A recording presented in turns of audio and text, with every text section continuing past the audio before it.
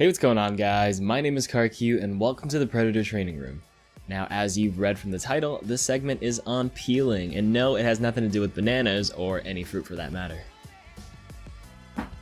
Instead, we're going to talk about peeling in Overwatch and how to do it. Let's get started. Peeling in Overwatch is actively relieving pressure off a teammate in order to keep them alive.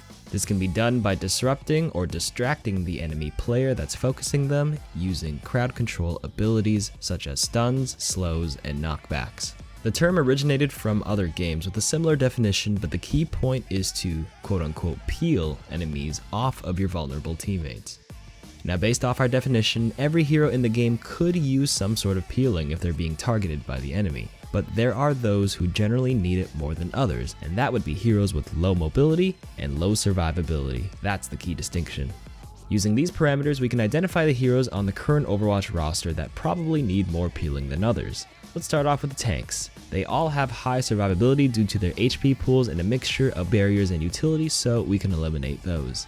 In the damage category, starting with Bastion, he is stationary with no mobility in a sentry form, making him easy to punish with heroes like Zenyatta or Roadhog hooks.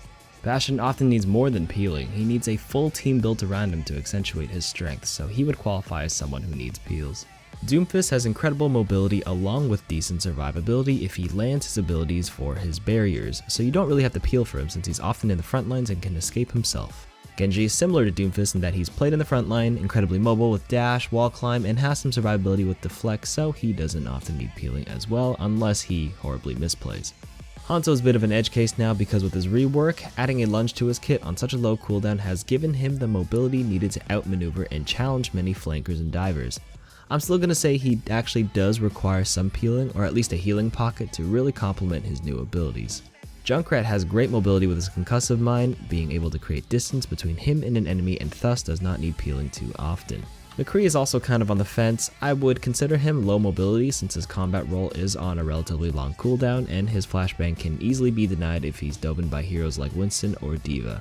He often needs peels for this reason.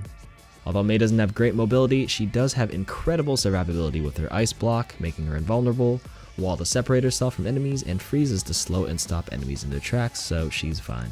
Pharah doesn't need peeling as well since she's incredibly mobile with her vertical mobility along with her concussive blast. Her survivability is dependent on a pocket healer since only a few heroes can reliably take her down, but since her mobility is unmatched, she doesn't need peels if she plays the map right. Reaper may not have great mobility, but he does have decent survivability with his lifesteal and Wraith form giving him a free escape every time he's in a sticky situation. Next is Soldier. He has great mobility with sprint and rocket jumps and can often escape by himself and thus may not need peeling. Sombra, incredible mobility with infinite stealth and its increased speed boost along with the translocator being a free escape, helping her survivability, so a no to her as well.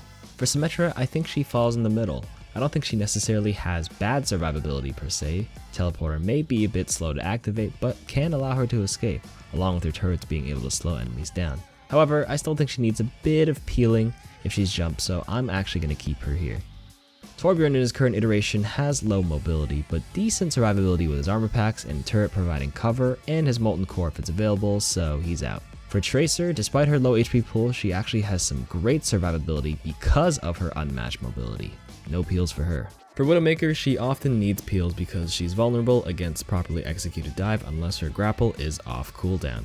Now onto the support heroes. Ana is a prime target for flankers and divers and very often needs peeling because she has no mobility and her only tools for survivability are her Biotic Grenade and Sleep Dart. Both of these abilities are on long cooldowns and are easily counterable by things like Defense Matrix and Winston Bubble.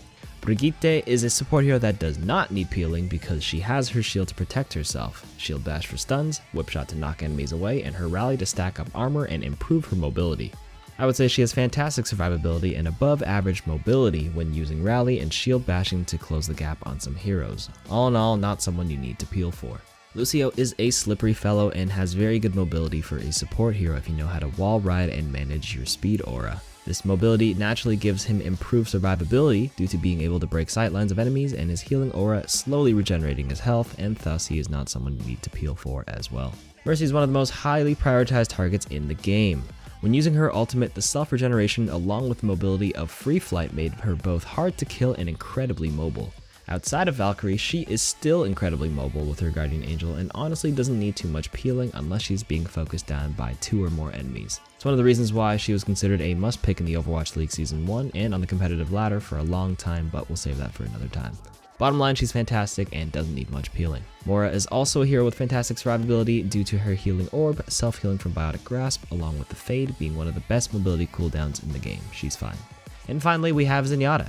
No mobility and no survivability outside of Transcendence. This Omnic is a prime target for harassers, flankers, and divers and is going to need your help peeling for him because he can provide so much damage and utility, keep him alive at all costs. Now, these are the heroes in the current roster that you need to keep an eye out and peel for, as they definitely need it more than others. Now that we've covered who needs peeling, let's take a look at heroes who excel at peeling due to their ability kits. Although everyone can peel to some degree, sometimes it's not their job to peel back for an ally, but instead keep the pressure on the enemy front or backline, for example. Because of these reasons, I'm going to tighten my parameters for a good peeler by grading whether they have reliable crowd control abilities and whether it's their job to peel or not. Here they are, all listed out for you, and I'm going to explain each one. D.Va is first up, and she is a fantastic peeler because of the defense matrix being able to eat up all sorts of damage for her vulnerable teammates. Additionally, her mobility allows her to go back and forth from being an off tank in the front line to flying back and peeling for her backline, making her job of peeling a very important role in addition to her aggressive playstyle. Roadhog can play both aggressively and has the utility to be a great peeler due to his hook and high damage potential. He can also blast people away with his whole hog. Wrecking Ball is actually a decent peeling hero because of his fantastic mobility. He can quickly switch from being an aggressive frontliner, turn around and swing right back to his team and potentially knocking enemies away, pile driving to knock them up, or dropping his minefield to surround and protect his allies.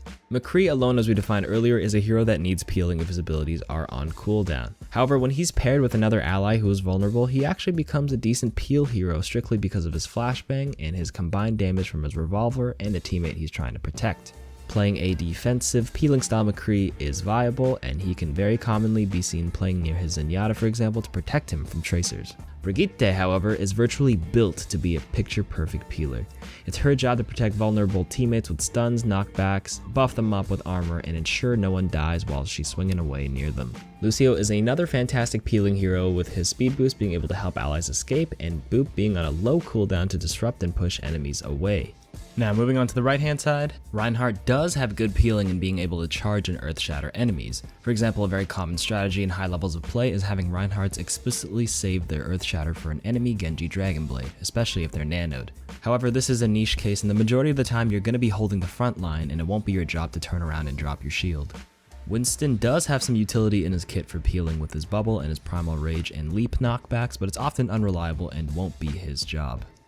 Doomfist is an example of a hero with the utility to peel with his seismic slam and uppercut knockups, and rock punch to either knock back or outright kill the majority of the Overwatch roster in one shot. However, his kit is better suited for an aggressive playstyle and not so much for peeling his teammates. With Junkrat coming up next, I want to say he actually does possess a decent kit to help peel for his allies with his concussive mine. It won't be his primary job, but he can be there for them when his teammates call for help because his concussive mine can travel a decent distance. Mei has the utility in her kit for peeling because she can use her wall to protect her teammate along with freezing any aggressors who come near them. However, her playstyle is very offensive oriented and it won't be her primary job to do it. On to Sombra, I'd say she has a decent kit to peel because of her hack and using it to shut down any aggressors. Sombra can play the aggressive playstyle, but as soon as someone in the backline calls for help, she is free to translocate at any time due to her infinite stealth and translocator duration and peel. Now take one good look at this. If you're finding it hard to climb the ladder and you main any of the heroes on the left hand side, consider playing more defensively and trying to adopt a more peel-centric style to prevent your teammates from dying as often. If you main any of the heroes on the right, there may be certain situations where you can peel, but for the most part, understand that it is not your primary role. Perhaps you're one of those passive Reinhardts that plays in the backline and is peeling too much instead of playing up front and creating space, and that's what's stopping you from winning. Hopefully this segment piqued your thought process on who to peel for and why it may be more important to peel for them instead of anybody else. I'm KarQ with the Predator Training Room. Until next time.